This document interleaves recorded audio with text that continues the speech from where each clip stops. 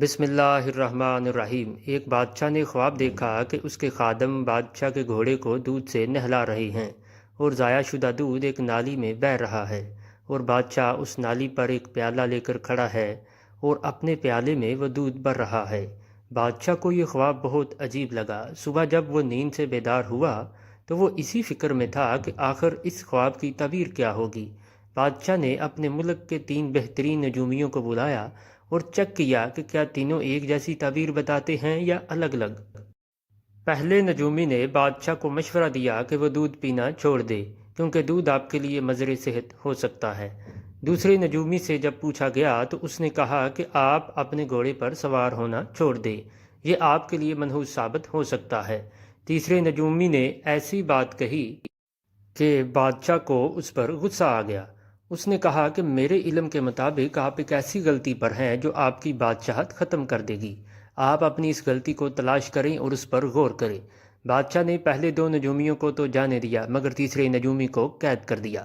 بادشاہ اپنی غلطی پر غور کرنے لگا۔ بادشاہ نے سوچا کہ وہ اپنے اہل و عیال سے تو اچھا سلوک کرتا ہے اور رایا کو بھی اس سے کوئی شکایت نہیں۔ بادشاہ نے اپنا فوجی نظام چیک کیا تو وہ بھی مکمل تھا۔ فوجیوں کے پاس ہر قسم کا جدید اسلحہ موجود تھا۔ بادشاہ یہ سوچ سوچ کر تھک چکا تھا کہ کون سی غلطی اس کی حکمرانی کو ختم کر سکتی ہے، مگر اسے کچھ سمجھ نہ آیا۔ آخرکار بادشاہ اس فیصلے پر پہنچا کہ وہ نجومی جھوٹ بول رہا ہے۔ بادشاہ نے اسے 20 سال کی سزا سنا دی۔ بادشاہ نے پہلے 2 نجومیوں کی نصیحت پر عمل کرتے ہوئے دودھ پینا اور گھوڑ سواری کرنا چھوڑ دیا۔ کچھ عرصے بعد پڑوسی ملک نے حملہ کر دیا۔ حملہ اس قدر تیزی اور چالاکی سے ہوا کہ بادشاہ کی فوج کو پسپائی اختیار کرنا پڑی۔ دشمن ملک نے بادشاہ کو قید کر لیا اور اتفاق سے اسی قید خانے میں ڈال دیا جہاں اس نے نجومی کو قید کیا تھا۔ بادشاہ نے نجومی سے پوچھا کہ آخرکار ایسی کون سی غلطی تھی جس کی وجہ سے مجھے یہ ذلت دیکھنا پڑی۔ نجومی نے کہا کہ کچھ دن صبر کریں، آپ کو جیل ہی میں پتہ لگ جائے گا۔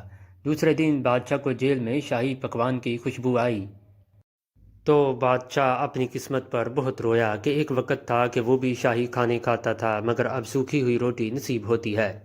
دوسرے دن بھی بادشاہ نے شاہی چاولوں کی خوشبو محسوس کی۔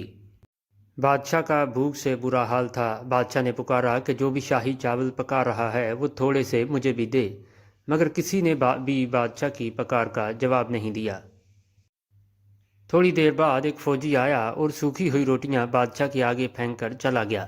بادشاہ وہ روٹیاں نہیں کھا پایا، رات کو فاقہ کر کے سو گیا۔ تیسرے دن بادشاہ کو پھر شاہی چاولوں کی خوشبو آئی تو چلا کر کہا کہ تھوڑے سے چاول مجھے بھی دو۔ تھوڑی دیر بعد جیل کے روشن دان سے ایک کپڑے میں لپٹے ہوئے چاول کسی نے پھینک دیے۔ بادشاہ نے دیکھا کہ یہ تو شاہی چاول ہیں مگر اب ذائقہ بدل چکا تھا۔ بادشاہ نے آواز دی، پوچھا کہ کون ہو تم اور تمہارے پاس یہ چاول کہاں سے آئے؟ جیل کے باہر سے جواب آیا کہ میں ایک یتیم خانے کا مالک ہوں، میرے یتیم خانے میں بہت سے یتیم بچے ہیں مگر بادشاہ کی طرف سے کوئی امداد نہ مل سکی۔ میں بچوں کی کفالت کر رہا تھا، میں ان کو بھوکا نہیں دیکھ سکتا تھا۔ ایک دن میں شاہی باورچی خانے کے پاس سے گزرا تو بہت سارے چاول نالی سے گزر رہے تھے۔ میں نے کہا واہ میرے خدایا، ایک طرف ان بچوں کا کھانا پورا کرنا مشکل ہے اور دوسری طرف اتنی زیادہ مقدار میں چاول نالی میں ضائع ہو رہے ہیں۔ میں اپنے ساتھ ایک کپڑا لے آتا اور اس نالی پر بیٹھ جاتا۔ میں کپڑا نالی کے سامنے رکھ لیتا تھا، پانی کپڑے میں سے گزر جاتا مگر چاول کپڑے میں ہی رہ جاتے تھے۔ میں گھر جا کر ان چاولوں کو سکھاتا اور بھوکے بچوں کو کھلاتا اور خود بھی کھاتا۔ میرے پاس اور کوئی راستہ نہیں تھا۔ اسی طرح کئی مہینے گزر گئے مگر اب مجھے اس بات کی پریشانی ہے کہ نالی میں سے چاول آنا بند ہو گئے ہیں۔ لگتا ہے بادشاہ کی گرفتاری کے بعد شاہی باورچیوں نے کھانا ضائع کرنا چھوڑ دیا ہے یا کوئی اور وجہ ہے۔ بادشاہ نے جب یہ سنا تو زور زور سے رونے لگا اور دل میں سوچنے لگا کہ شاید یہی وجہ ہے کہ اللہ نے مجھ سے بادشاہت چھین لی۔ میں ضرورت سے زیادہ مقدار میں کھانا پکواتا تھا اور یہ بھی نہیں سوچتا تھا کہ رایا میں کوئی بھوکا تو نہیں سویا۔ پاس بیٹھے نجومی نے کہا کہ اب آپ کو معلوم ہو چکا ہوگا کہ آپ کس غلطی پر تھے۔ آپ کو اپنی اتنی بڑی غلطی نظر نہیں آ رہی تھی۔ جو کھانا آپ نالی میں بہا کر ضائع کر دیتے تھے وہ آپ اپنی رایا کے غریب لوگوں میں تقسیم بھی کر سکتے تھے، مگر افسوس کہ آپ نے ایسا نہ کیا۔ آپ خواب میں گھوڑے کو دودھ سے نہلا رہے تھے، یہ اس بات کی طرف اشارہ تھا کہ آپ اسراف کرنے والوں میں سے تھے اور اللہ اسراف کرنے والوں کو پسند نہیں کرتا۔ خواب کے دوسرے حصے میں وہ ضائع شدہ دودھ جو گھوڑے کی دھلائی میں استعمال ہو رہا تھا خود ہی پی رہے تھے۔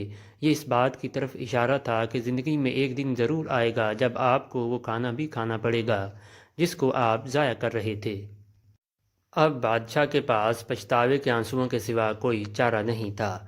اس نے اس بات کا اقرار کیا کہ میں رعایا کا خیال نہ رکھ سکا۔ حکمرانی ایک بہت بڑی ذمہ داری تھی جس کو نبھانے میں ناکام رہا۔ دوستو، اللہ تعالیٰ نے ہمیں کچھ ذمہ داریوں کے ساتھ پیدا کیا ہے اور ہمیں چاہیے کہ ہم ان ذمہ داریوں کو احسن طریقے سے سر انجام دیں۔ مزید اچھی ویڈیوز کے لیے چینل کو سبسکرائب کریں۔ اپنا خیال رکھیں۔